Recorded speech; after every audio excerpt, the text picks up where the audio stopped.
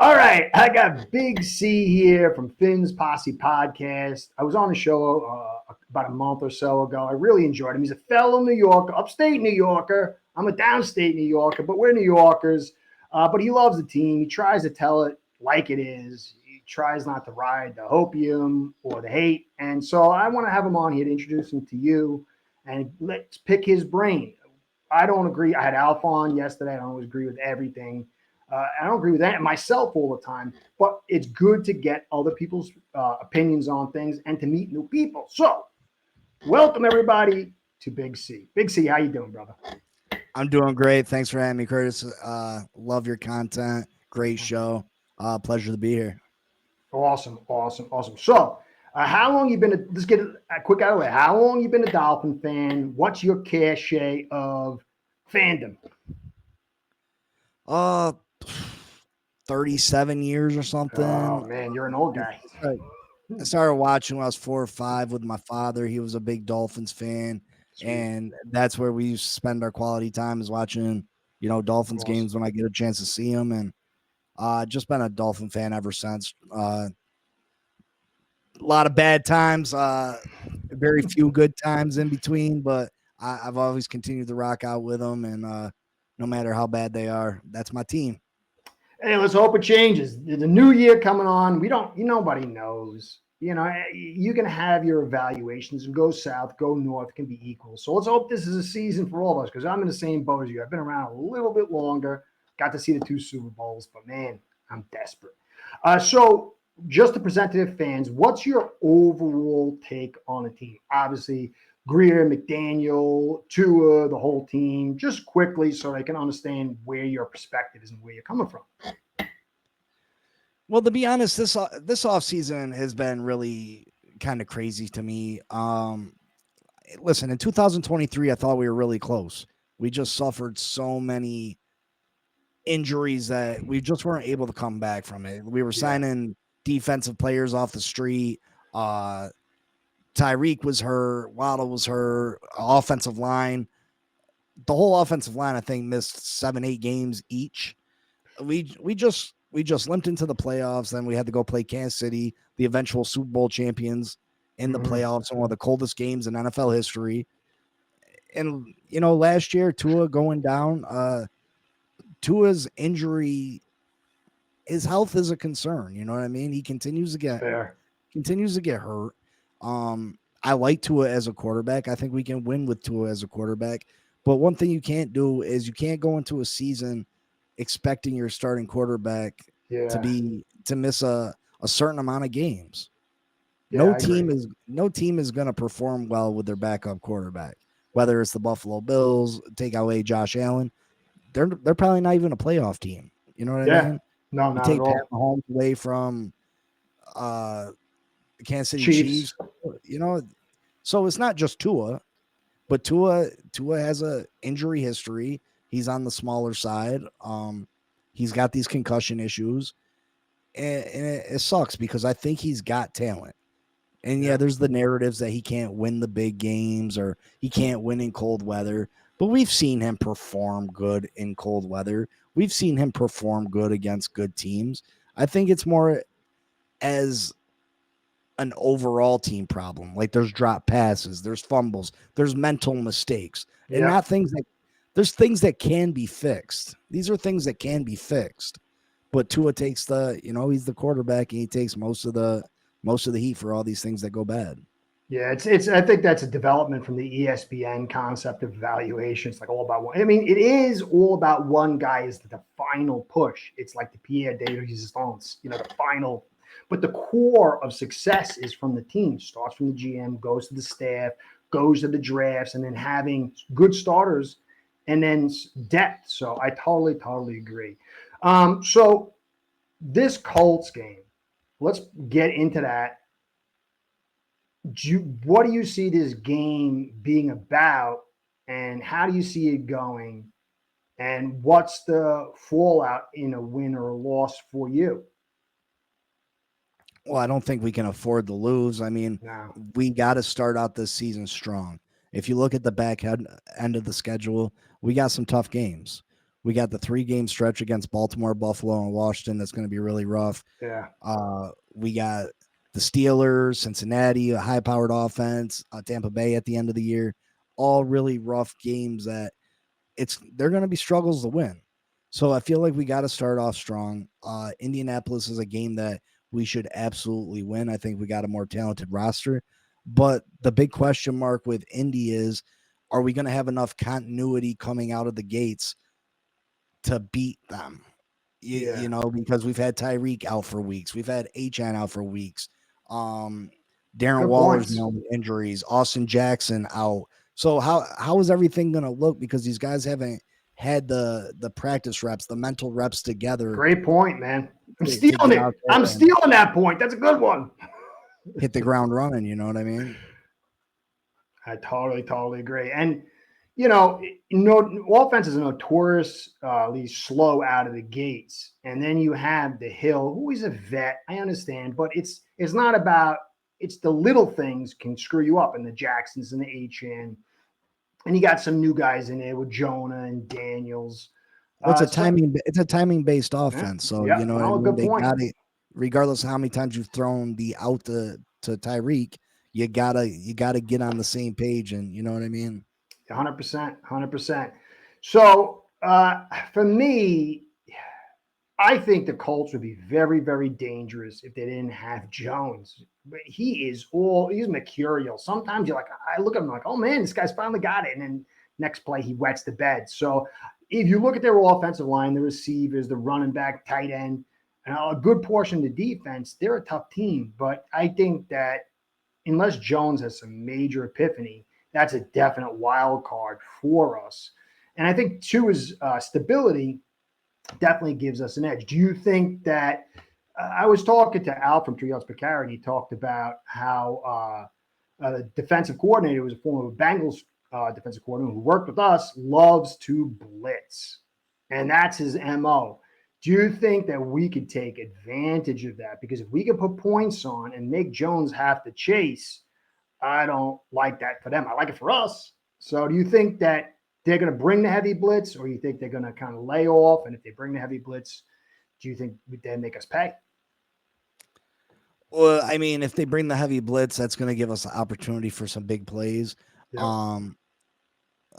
It depends on how they feel about how they want to play Tyreek and Waddle. Obviously, if you play the 2 deep safeties, it's going to limit how much pressure you're actually going to bring. It really comes down to if we're able to run the ball. If we can run the ball, that will stop them from bringing too much pressure. They're going to have to concentrate on that, and that will open up the passing game. I think that's the key to everything this year, is being able to run the football. Yeah. Two high safeties is a real issue for us because it allows the corners to come up and try to put hands on Tyreek without a worry of Tyreek beating them deep, because they got that safety help. Where if them safeties got to creep up to try to help the run, you have them corners can't put their hands on Tyreek, because if they miss or they don't get them good, it's or over. Waddle. Well, either one. Yeah, either one, man. Either one. Totally agree. Those are good points, man. Now, we've got an old man, Savaiinaea Howard. Is he able to make any kind of impact? 32 years old, hasn't played for a year. I think he got stem cell shot in the knee. I think he's going to be healthy. I think he did that prior to his defensive rookie player of the year award too. But do you think he's going to have any impact? I think it's going to be limited. I mean, Tua Tagovailoa played with Xavier Howard long enough to know that he shouldn't probably try to challenge Xavier Howard. But Xavier did have a year off. You know what I mean? To think that Xavier's probably the same player even when he was his last year in Miami, which good. He wasn't great, you know what I mean? No. So I would have loved Miami to bring Xavier back just because of what our corner room looks like. But as far as him making an impact against a strength of our football team, which I think wide receiver is a strength, I just don't see it. I don't think he's that caliber player anymore. Yeah, I think if they have one, the nickel guy is really good, and they have a pretty good safety. They've got a really good rotation up front. Their linebackers aren't good. One of the safeties isn't so good. One of the corners isn't so good. They drafted a guy in the third round. He's down for the season. If there was a thicker, more talented secondary, I think he could have impact but I agree with you. I'm not sure with what they got. And he cannot stay one-on-one with Waddle or Hill unless somehow he became, 2019 Xavier Howard or 2020 Howard, which I don't think he's going to. So I agree. Now, defensively, Weaver's got all this talent up front. I think that's the most interesting matchup because the strength of the Colts is the trenches on both sides. And our strength is clearly on that defense, like super strength. So, Weaver's going to have waves. He talked about waves of blitzers. I think that's where the good game's going to be won. Can that front of the offensive line of the Colts handle our front? If they can't, finito. So how do you think they're going to do defensively against? I got lost over here, man. What the hell was I talking about? I forgot. Wait, was I talking? I forgot what I was talking about. I don't even remember. I got totally. The Dolphins defense going against their offensive line. Yeah. Okay. So yeah, that's right. Anyway, cut, guys. I got a brain fry over here. It's too hot. Anyway, so how do you think? Man, I'm getting old, dude.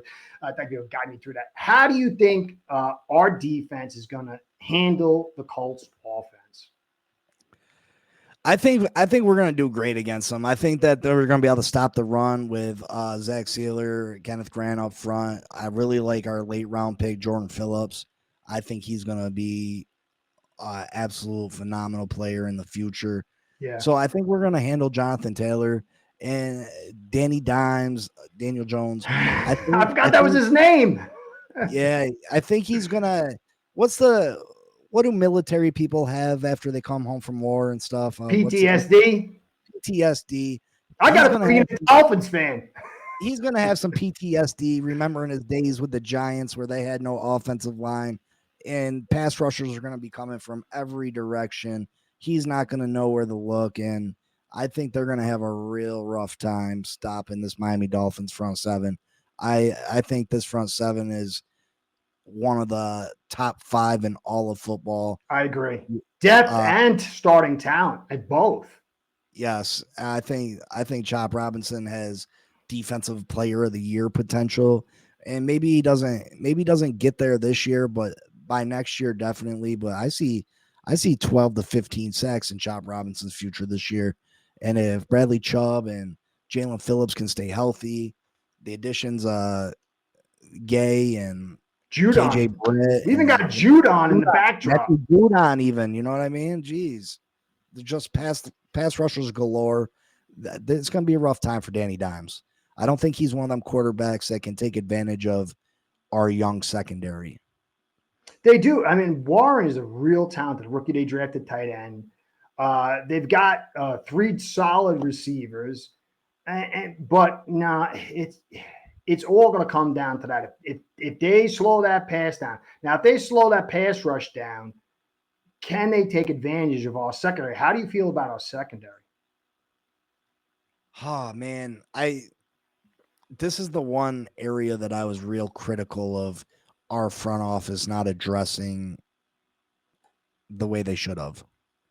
When Jair Alexander became available from Green Bay, there's no way that Miami should not have signed him. Jair Alexander, when healthy, is a top 7 corner. He signed when healthy, 50%. I mean, but look at our secondary. You know what I mean?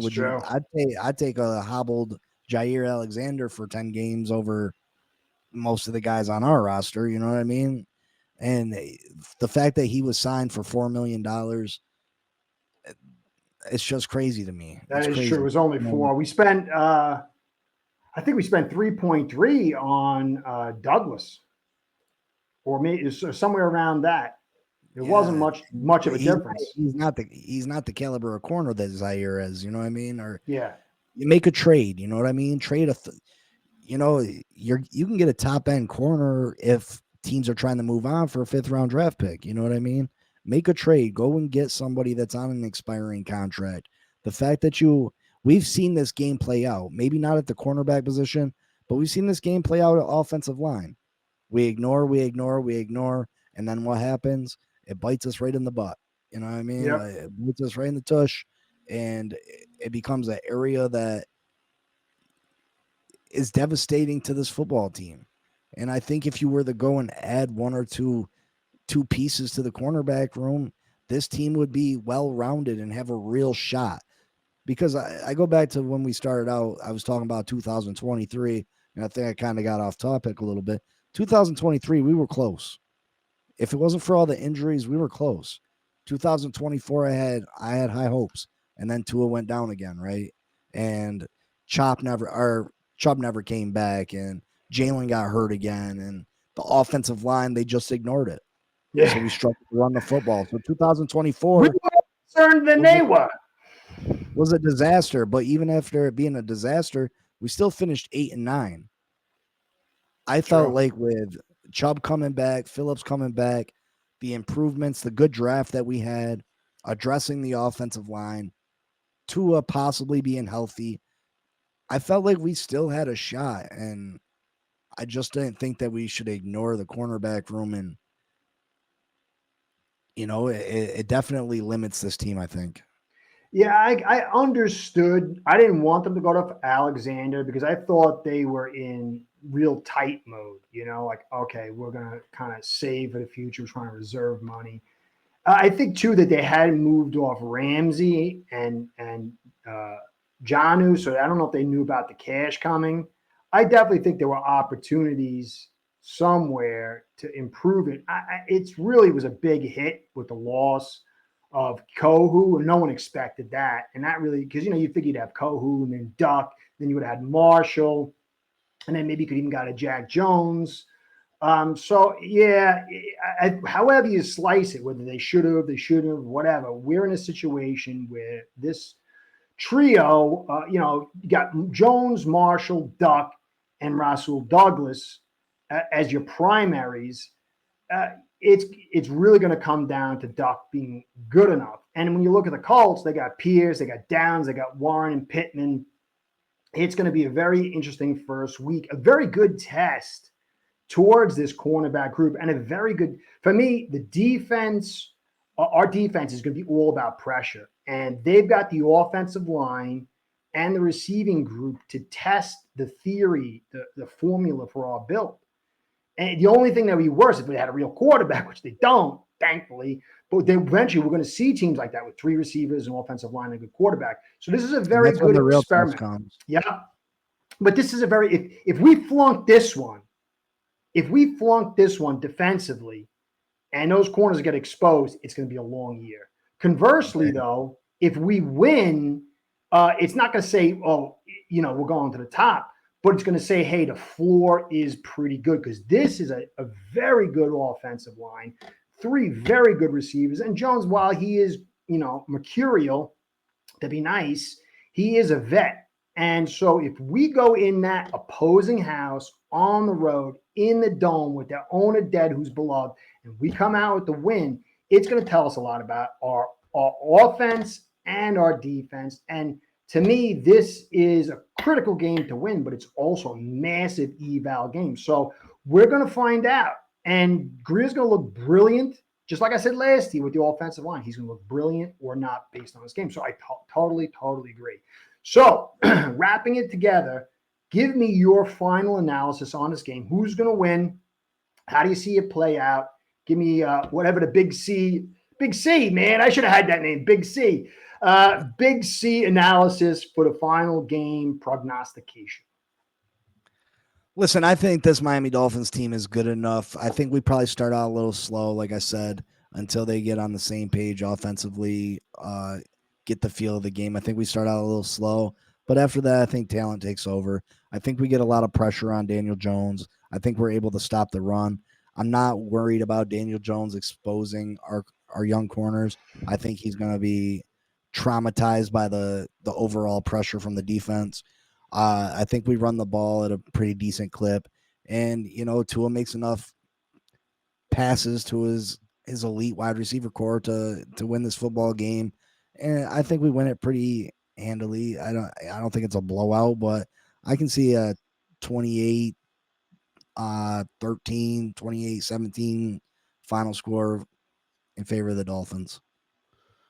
Yeah, to your point, we're on turf, so HN's faster, Hill's faster, Waddle's faster, and that really sets us in a good situation. And if you add Lou Amaro, I can't even know how to say the guy's name. It's Italian. I sound Italian, but I'm German. So if they blitz, it could make this thing a game like a 28. I do think that it's going to be a little close. I think it's going to be like 24-17, 21-17, but I do think we should win. So I'm in agreement. I hope it is 20. If it's 28-13, I think fans should be very excited. A win is definitely a must and should feel good about it. But I've seen other people. I think it was Alf had a very similar score. So if we get this, and you're right, this is very, very good sign. Now, for the full season, what's your evaluation? It's so early. Anything can happen. We saw a bunch of big guys go down in the AFC East, and that changes stuff. So give me your prediction on the season and your response if it doesn't go well, if you're thinking it's going to go well. Well, I just made a video today, the 3 different ways I could see this season going, and I called it the good, bad, and the ugly. You know what I mean? Good idea. The bad is the status quo, right? The status quo of, we suffer a bunch of injuries, we beat the bad teams, we lose to the good teams, we barely make the playoffs or miss the playoffs. That's the bad. The ugly is Tua misses an extended time.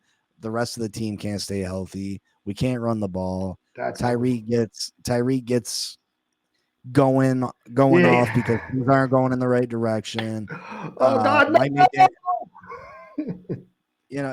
Anyway, that's a nightmare. Ugly. You know what I mean? The good is, you said week 1 is a great evaluation for this football team. I think it comes down to week 3, Buffalo, Thursday night football. We need to beat the Bills week 3. We need to, at the very least, we've shown that we can compete with Buffalo. The last couple of times we've went to Buffalo, we've only lost by a field goal. Last year, Jordan Poyer gifted the Bills a victory in Buffalo. Undercover brother. Yeah. And we got Rasul Douglas this time. Good point, man. On the sideline, you know what I mean? The year before that, we had the snowball game where they were chucking snowballs at us and we almost pulled out. The year before that, we had the playoff game and we almost won with Skylar Thompson. Miami can beat Buffalo in Buffalo. It's early in the season. We don't got to really deal with the weather, the elements to a, up here it's going to be chilly, but it's not going to be freezing. We need to beat Buffalo. That's the real test. We need to show that we can win primetime games. We can win games in under 60-degree weather. And we need to win games against teams that are over 500. And we can do all that in that one game against Buffalo. Great point. Buffalo is favored in every game this year. But I think Buffalo can, if Miami can get going and play the football that they're capable of playing and stay healthy, which is the biggest key, right? Tua staying healthy is the biggest key to this football team. The Buffalo Bills could have a slip up and we could compete with the Buffalo Bills. I know people will say that I'm delusional, this, that, and the third. But if you look at the Buffalo Bills schedule, they have 6 or 7 games that you wouldn't be surprised if they lost. You wouldn't be surprised. Defense is looking a little shaky, man. I studied them. I studied my enemy. Their defense is taking a lot of hits. Josh Allen doesn't have a lot of big name wide receivers. And Coleman just got a groin injury, so who knows how long he's out. So I think week 3 is huge. It's going to be very telling for us. But I think they're going to fight. I think they'll beat the bad teams like they typically do. It's just whether they can knock off a couple of these teams that are really good around the league. And I think they're capable. That corner room, I'm sketchy about it, but Hopefully it holds up. Hopefully they know more than I do and they know what they're doing. But I'm trying to have a positive look out. I think they compete for the playoffs, whether they end up getting in there or not. We'll have to So wait and what do you see. think But a rough win total? 10, 9, 9 to 10, 10 to 11, man, I think that 12? I don't know. I think 10 wins is reasonable. I think 12 max, 7 minimal. So the low I'd like to say before we talk about that ugly, that could be really bad. Yeah. But I think anywhere between 7 and 12 is the max, but I can see us winning 10. Yeah, right now it's my ceiling, 10 wins. I don't see us winning 6 though, unless you get, like you said, the ugly portion. We're just too talented. We're going to beat some of these bad teams just on talent alone. So yeah, I agree. I think 7 is a floor, and 10 is now. But if we blow out this Colts team and really show ourselves, I'll start raising it. So I think we can have 6 by midseason. yeah, you could. We better. That the back end is not going to be friendly, man. It's not going to be friendly. So we've got to get out to a hot start, stay healthy, and then anything's possible. Like I said, Veritaka went down for the Jets. If we beat the Colts, we win 4 against the Pats and the Jets. That's 5 wins right there. And then you've set yourself up to be second in the division. So those 5 wins right there would be massive. And then you add the rest, and you're only 5 wins away from that 10. You got Cleveland and the Saints on there too. Yep, and the Saints are not good. They got sketchy Cleveland's bad. Cleveland's really bad. Carolina's not that great. Atlanta, I don't think is overly great. Yep, you can't drop. We can't drop the ones we're supposed to win. If we don't and we stay healthy, hey, that's the truth. We can do something, but it's a long way from here to there, and we won't know till we see. One step at a time. Let's hope, though. So anyway, Big C, thank you for stopping by, brother. Always a pleasure. Please come back.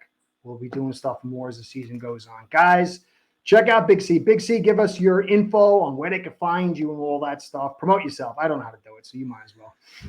Phin Posse Podcast on YouTube. Just how it's spelled, PhinPosse Podcast on YouTube. I try to do a show Monday through Friday, 10 a.m. I'm just a real fan. I'm not a ESPN analyst. I'm not Good for you. I'm not one. I just give it how I see it. I'm a fan though. I'm always going to try to look on the brighter side. I try not to be delusional. If the Dolphins do something I don't like, I'm going to call them out. But I am a fan and I love the team, and I'm always going to try to look on the brighter side of things, and that's just me. So I hope to see you over there. Yep. We'll be doing stuff. I'll be on your channel. You'll be on mine. I believe just hang out with good people. This biz is a funny biz. When you find good people, honest people, it's just great to hang out with them, and a true fan. So hope you all enjoyed. I know I did. Check Big C out, and we'll all see you soon. Big C and Little C Curtis saying goodbye, go Fins, farewell. Start building your own online sports book today by getting signed up with aceBread.com service that'll allow you to book action on sports from all around the world.